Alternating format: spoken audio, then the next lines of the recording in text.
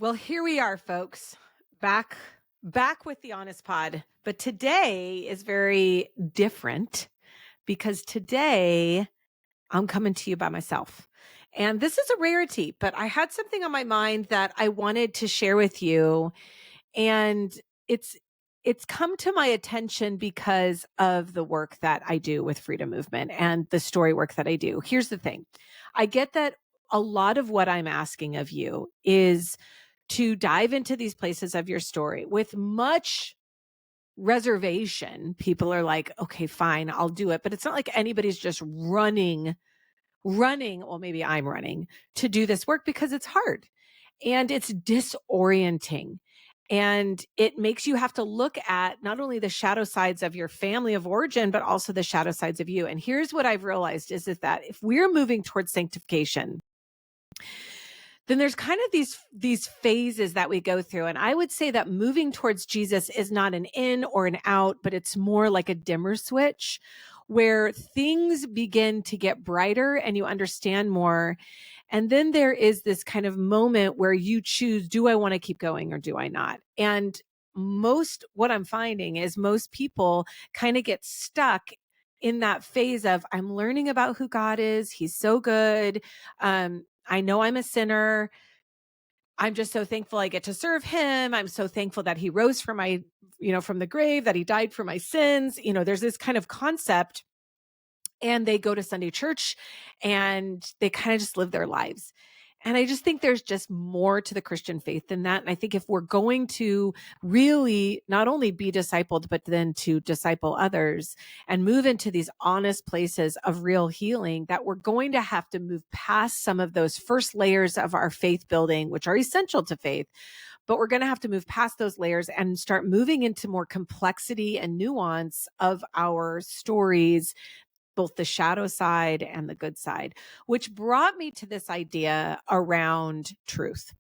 Because I think when we do this work, because it is so disorienting, it causes you to go, well, what is true? If what my little tiny brain, my 7-year-old brain, needed my parents to be fine and okay, and yet what I'm realizing now is, although I'm sure they did some really great things, they also brought a lot of harm. This becomes very disorienting, and it begins to make us question what is true and what is not true. And we really live in a world that has brought about, has brought chaos to truth, really. And so for all of us, there has been a disorientation in our relationship with truth because we live in a fallen world.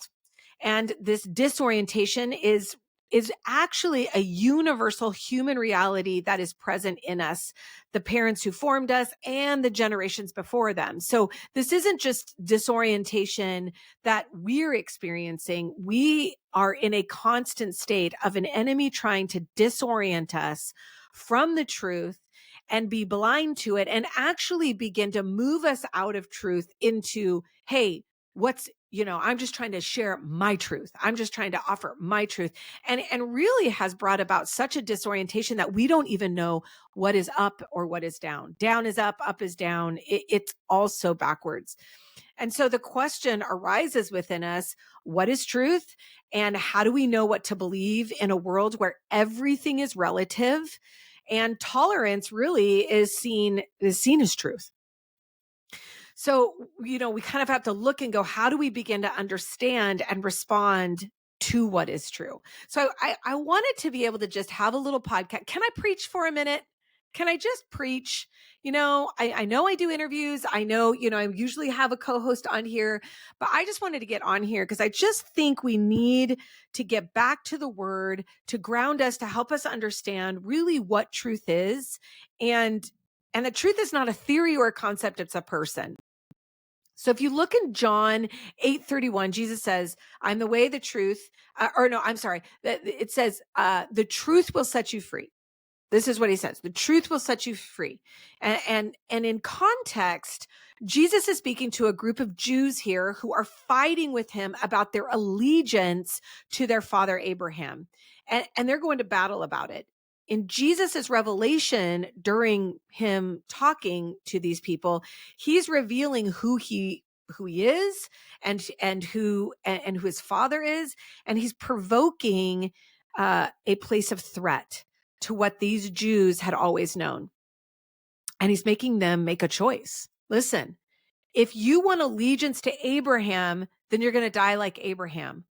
But if you give your allegiance to me, his promise is freedom and eternal life. Basically saying from John 14:6, I am the way, the truth, and the life, and no one comes to the Father but through me. And so this begs the question, if Jesus is the truth and the truth sets us free, then we actually have to start looking at the fact that if we don't tell the truth, no matter how disorienting it is, if we don't tell the truth, we actually can't be free, because Jesus is asking for our allegiance to him and him alone. In my story, much of my relationship growing up with my father was really set up to be allegiant to him. And that it was like me and my dad against the world. And, my mom was really messed up. And so my responsibility was to be allegiant to him. I'm going to take care of him. I'm going to be the emotional caretaker for his heart. This is what I believed. And this is what I felt I needed to do. The problem is that when I grew up, that allegiance, that commitment was still strongly there. So much so that even my own husband felt in competition with my father. And really, I would look to my father's approval and what he thought far before I really looked at God's, because I kind of saw God through the grid of my father. And what Jesus is wanting to do in all of our lives is he's actually wanting to tell the truth where we have false allegiances, where we have idolatry in our life, these places in our life that are keeping us captive, and people that are keeping us captives through false loyalty. And he wants to break that, just like he was talking with these Jews. Is like, look, Abraham's a good dude, but he's not the savior. And if you're going to follow Abraham, then you're going to die like Abraham. But if you want to follow me, then you'll live.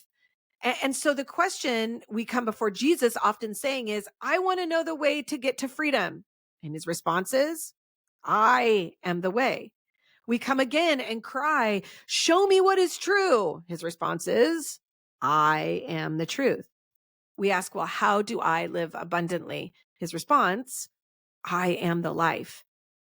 And not only is he present in the truth, but he then sends his spirit to help illuminate where there is lies and begin to, in the disorientation of what you thought was true and is really not true, to begin to lead you down a path, the illuminated path towards him. John 16:13 says, but when the Spirit of truth will come, he will guide you into all truth. But he will not speak on his own, but he will speak from whatever he hears. He will also declare to you what is to come. He will glorify me, God, because he will take from what is mine and declare it to you. Our body houses the Holy Spirit, and the Spirit knows truth.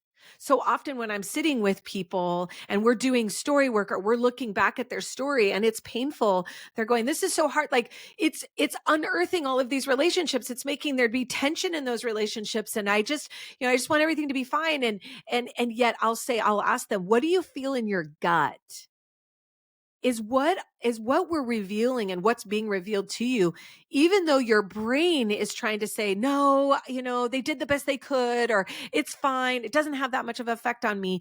When we name these things and we bring it to the light past your own brain, but in your gut, like your brain and your body working together, what does your gut say? And 9 times out of 10, if not 10 out of 10, when we're doing this deep, holy work of story work, they'll say, I think this is true. I think this is the missing piece. My life has felt so confusing, and like I'm doing all the things, and I'm going to all the Bible studies, and I'm going to church, and I'm giving to the benevolent fund, but something is missing, and that is because what the Holy Spirit wants to do is reveal in your story where the enemy has gone unnamed and unchallenged. Therefore, he wants to bring the truth to the story. He wants to bring integration to your mind, shalom, peace to your body. And he doesn't do that any other way than through truth.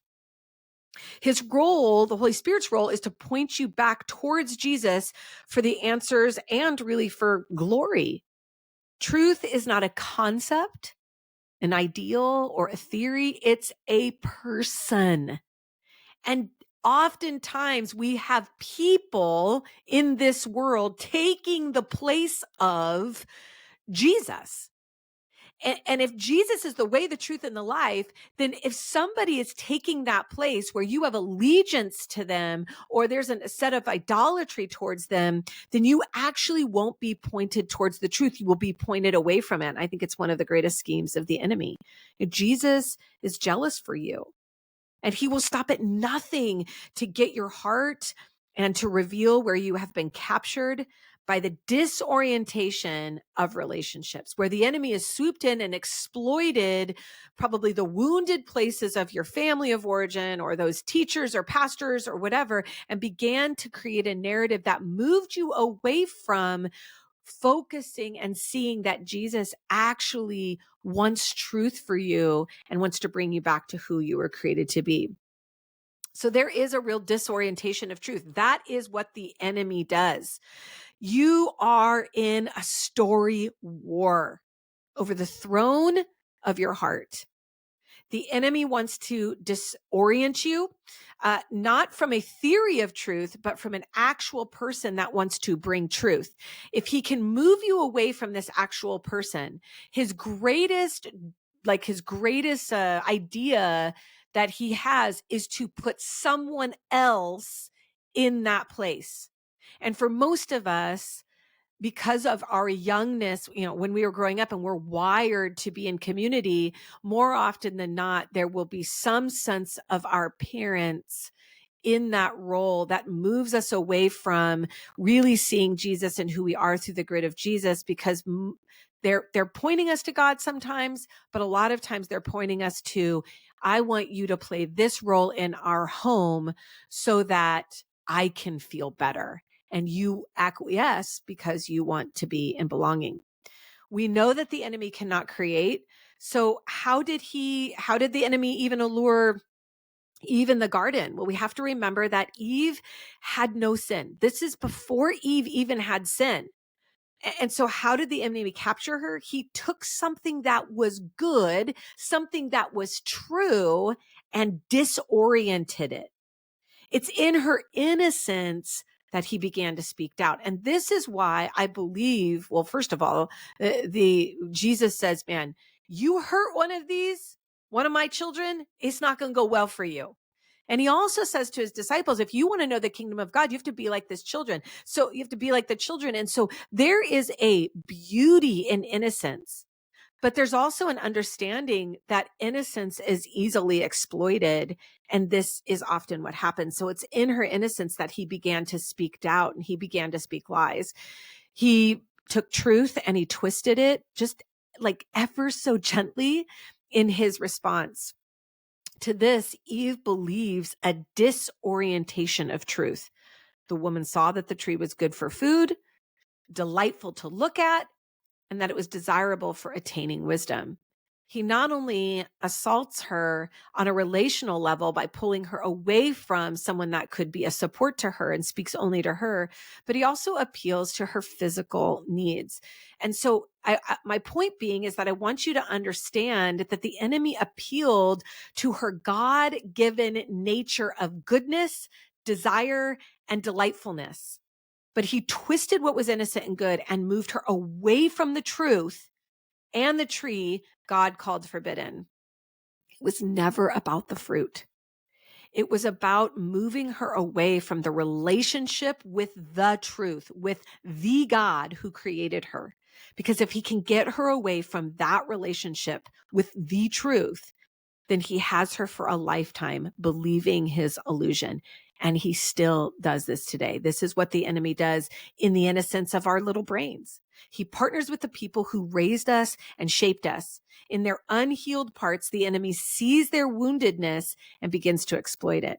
He took the goodness, Well, he takes really the good desires of the heart, like wanting acceptance and belonging, and he begins to twist it to create counterfeit spaces of longing and desire. Ultimately, you turn on yourself, and the truth no longer feels safe. And the story becomes convoluted in your little mind. So you must create a more palatable story. Therefore, you cannot hear the truth in the way that it was intended to set you free until you look at not just who Jesus is, but also who the enemy is and how he works. So again, if the truth sets you free, then we will be free indeed. But if we don't tell the truth, we are bound to deceiving illusions and false loyalties. And we see this everywhere. I could say the sky is blue and someone could say, well, that's your truth. My truth is the sky is purple. And it's like, no, it's actually blue. Someone could say, well, I think I can fly. I believe I'm an eagle. So I'm going to jump off this building. And there's a real reality, a real truth about gravity. And yet we have become so disillusioned and confused that we think that by not letting someone tell their truth, that we're actually shutting them down or judging them. And it's like, no, we're actually not. We're partnering with an enemy that is going, yeah, just believe what you want to believe, because it moves people away from the very thing that's going to set them free. And there's a price. There's a price of freedom. To be honest with you, our compass, our internal lives, like that kind of, compass we hold in our heart, that due north, is whack. It's whack because we've been shaped so much by a world that has told us how to think and feel. And everybody experiences this. What we think is due north, because it's all we've known, has led us astray. We are more committed to happiness and what seems good or feels good than we are to the actual truth. We don't want to ruffle feathers. We just want to feel happy. And this is why I know I'm never going to be a millionaire. I'm never going to be a famous Fortune 500 company. I'm never going to be a famous speaker. I'm never going to be, and I'm not saying that as like, oh, woe is me. It's just, I know human nature, and human nature loves those beginning stages of their faith where they go, man, God is so good. He loves me in my sin. I'm just going to go out and I'm going to kill it for the kingdom. But what God is really calling us into is a reorientation back to the truth of who you were created to be and the God who you are called to serve. And so we are, in being more committed to not disrupting relationships with others than we are committed to restoring our relationship with our King, we are forever lost. We're more committed to our allegiance to these relationships through false loyalties than our actual allegiance to the truth. The exposure of this truth, I guess, feels disorienting because it begins to shine light upon the shadowed illusions that we have felt grounding to us. This relationship that I had with my father was such a grounding relationship because things were so disruptive in my home. And in a way, I felt like God was asking me to divorce something that actually brought me great solace, but it was actually moving me away from really who Christ is. In defense, we protect our illusions, saying things like, it wasn't that bad. They were not that evil. They did the best that they could. It doesn't really matter. I don't really have a story. But no one is asking you to crucify. And I'm especially not asking you to crucify. And God's not asking you to crucify the people who have shaped you into counterfeit images of God's original design. But the question being asked of you today is really, where is your allegiance?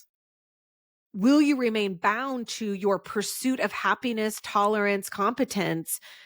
Are you tired of being bound, angry, performing, and making excuses for the people in your world because you just want to be okay? Or are you willing to tear down the idols in your life even if they seem to be serving you? The call to truth is free. The price is costly, but the reward is priceless. I'll say that again. The call to truth is free. You are being called to come, to experience, to grow, to know, to be with God. But there is a price. It's costly. It's costly of your body. It's disorienting. There's a lot of grief involved. Am I selling it yet? But the reward is priceless because all of a sudden you begin to see your own face, the true nature of who you were created to be. You begin to step further into the fact that you are righteous and holy because He is righteous and holy. That the truth, even though it moves you out of some of these places, these counterfeit places that have been a place of soothing for you, that you're actually getting long lasting, true heart transformation. Luke 9:57-62 says, as they were walking along the road, a man said to Jesus, I will follow you wherever you go. And Jesus replied, foxes have dens and birds have nests, but the Son of Man has no place to lay his head. He said to another man, follow me. But he replied, Lord, first let me go and bury my father. Jesus said to him, let the dead bury their own dead, but you go and proclaim the kingdom of God. Still another said to him, I will follow you, Lord, but first let me go back and say goodbye to my family. And Jesus replied, no one who puts his hand to the plow and looks back is fit for service in the kingdom of God. When we cry to our Savior, I will follow you wherever you go, Jesus is basically responds saying, to follow me means that I will disrupt every false form of safety in your life, and the places you've called home will no longer be your home. You will need to surrender everything important to you, but you will get me. You will get me. And this is what he's saying. So we cry out to God saying, I want to do mighty things for you. I want to work from worth. I want to be of an impact. I want to change the world for Jesus. I want to kill it for the kingdom. I want to soar, God. I want to go. Pick me, choose me. And Jesus responds saying, no one who puts his hand to the plow and looks back, not looking back into your story, he's saying, but looked back going, well, what about this? Or, I need them. Or what about my kids? Or, all of these things is really fit for the kingdom of God. This means you have to stop looking back to the very places that have you bound, making excuses for them or for how it has soothed you and keeping them in the way of truth that will set you free. This doesn't mean you have to disown everyone in your life, but it does mean you have to tell the truth. And the Lord must be first in your life. It's just how it is. If you really want to be free, you cannot continue to believe a lie to protect the illusion of peace in your life. So I just want to take a minute to talk about this idea around peacekeeping versus peacemaking, kind of under the guides of real truth. The prophet Jeremiah, poor Jeremiah, man, he deserves so much great admiration because he was a prophet who never saw his prophecies come to pass. Literally none of it came to pass until after he died. Everything unfolded, all the things that he talked about, all after he died. Poor Jeremiah. What a disappointment, right? But nonetheless, Jeremiah held steadfast to God's words, and his righteous anger overflowed as he addressed the priests of his era, which corresponds to the modern day church. And I want you to hear this passage in Jeremiah 6:13-15. I told you guys I'm preaching today. We're going to have some scripture because we need some truth to kind of ground us in a world where truth is so relative. So we see Jeremiah getting up passionately denouncing the corruption of people from the least to the greatest. All of them are dishonest and deceitful, from prophet to priest. And it says here, they handle the brokenness of the people superficially, claiming peace, peace, where there is no peace. They handle the brokenness of the people superficially. These are the priests and the people who are supposed to be caring for the wounds, the hearts of the people. Instead, they handle it superficially, claiming peace, peace. There is no peace. It's fine. Everyone's fine. Your truth is your truth. My truth is it's my truth. And God loves us no matter what. And he does love us, but that doesn't set us free. The truth sets us free. We often find ourselves in churches that encourage us to come to Jesus, serve him, yet they avoid genuinely addressing the brokenness of people's stories. They cover it up with phrases like God has a plan or all things work together for good for those who follow Christ, all while falsely claiming peace. We're doing great. Everything's amazing. They refuse to look at the shadow side of their own lives. And this is many of the people that I work with, many pastors, including some of my colleagues, prefer to build these grand temples like the Tower of Babel to reach God rather than sitting at the table to care for one another's broken stories. Peace is absent and people are in desperate need of it.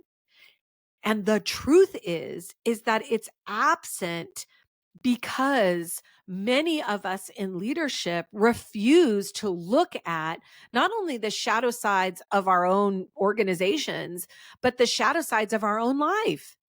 And we don't want to see the truth. We don't want to grow. And that is why we have created, in my most humble opinion, a very vapid faith existence for those that are following Jesus. The Sunday morning experience is the only experience that people are having. This is where they're getting their nutrition, their discipleship, their callings, all in a 1 hour period. And we stand on these platforms going like, it's so great, look how many numbers we have. And yet the faith, we see this in COVID, it's vapid. It's contingent upon things being in place or things going okay, then our faith, then okay, then we believe in God. But when things are rattled, we feel lost and we can't find truth to save our lives. We often do this because we would rather choose peacekeeping over peacemaking in our own world and our homes, pledging allegiance to flawed humans instead of divine adoption. I'm going to say that again because y'all need to hear it. Hopefully I can remember how I said it. We will often choose peacekeeping over peacemaking in our world, our homes, we pledge allegiance to flawed humans rather than pledging allegiance to our divine adoption. Friends, tolerance is harmful. Lies keep us bound, but grace allows us to confront sin and invites us to repent, moving us from tolerance to speaking the truth while still holding on to grace and love. I have a lot of tolerance for my, 3-year-old because they don't know enough. They just don't know and they're learning. But I would be a bad mother, a bad friend, a bad teacher, leader, caretaker if I allowed her to just stay and never depart or impart wisdom to her as she's growing in her faith. And I just keep her stunted at 3. This is what peacekeeping does. You don't want to ruffle any feathers. So our discussion about all these childhood stories that I'm always inviting you into is difficult because we're loyal to these old narratives.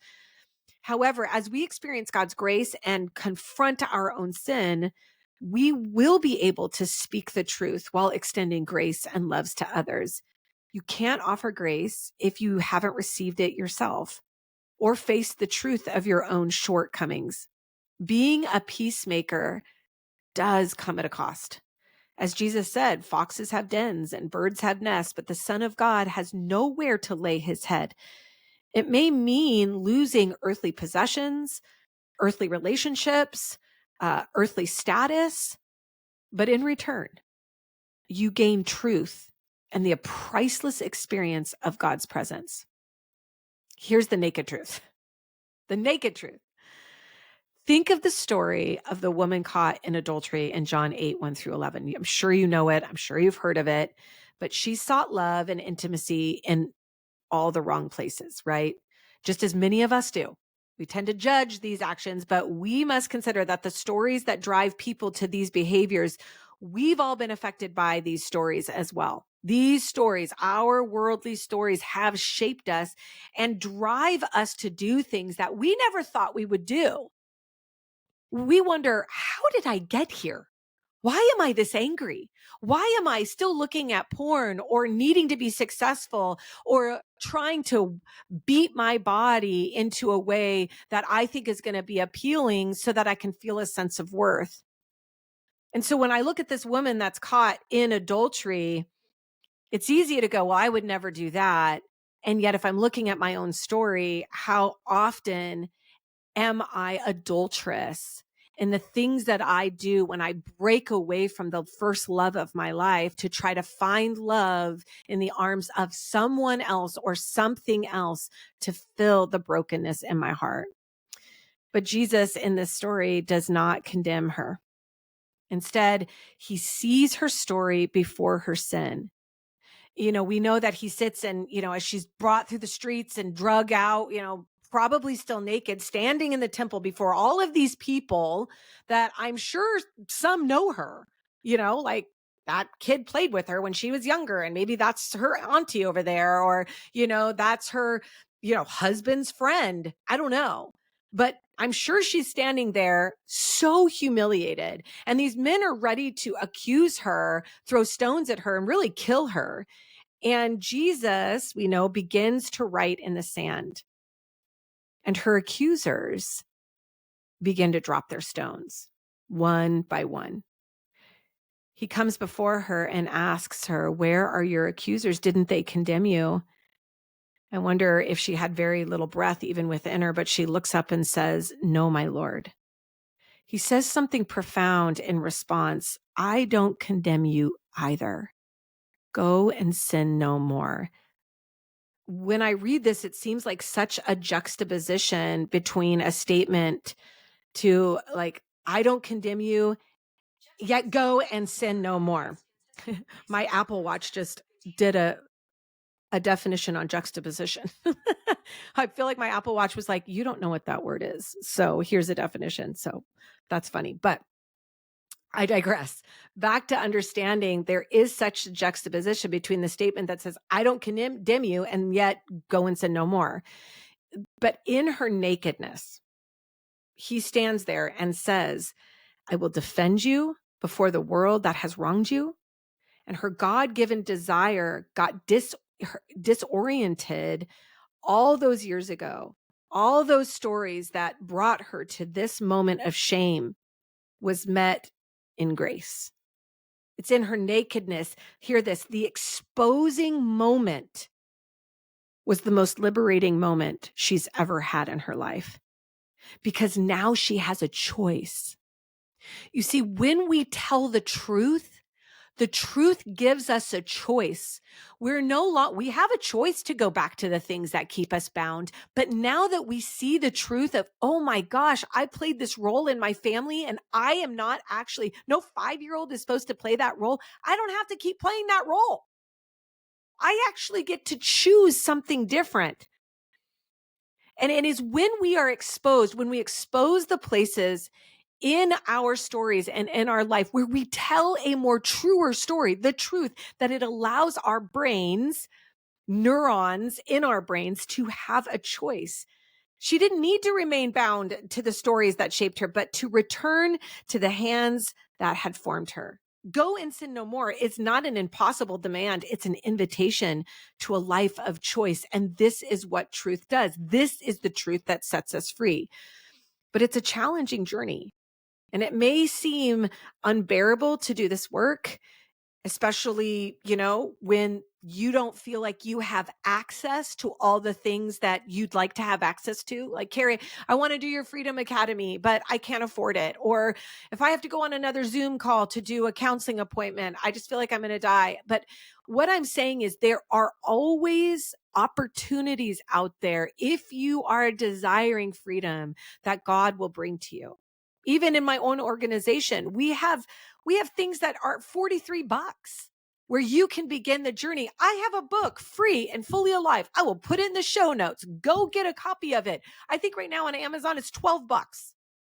And it's going to start you on the journey of being able to tell a more truer story so that you can understand why you're doing what you're doing and why you are opting to be a peacekeeper peacekeeper rather than what you were destined to do, and that is to be a peacemaker. You aren't helping anybody by just being nice or just, putting your head in the sand or really being the defender of all people. It's not your job. To be a peacemaker means that you have to go into the places of your story, reveal where you are bound so that you can start stepping in with the power of God and partnering with Jesus to bring peace to the land. Blessed are the peacemakers, for they will inherit the earth. This is our inheritance. This is what we get called to do.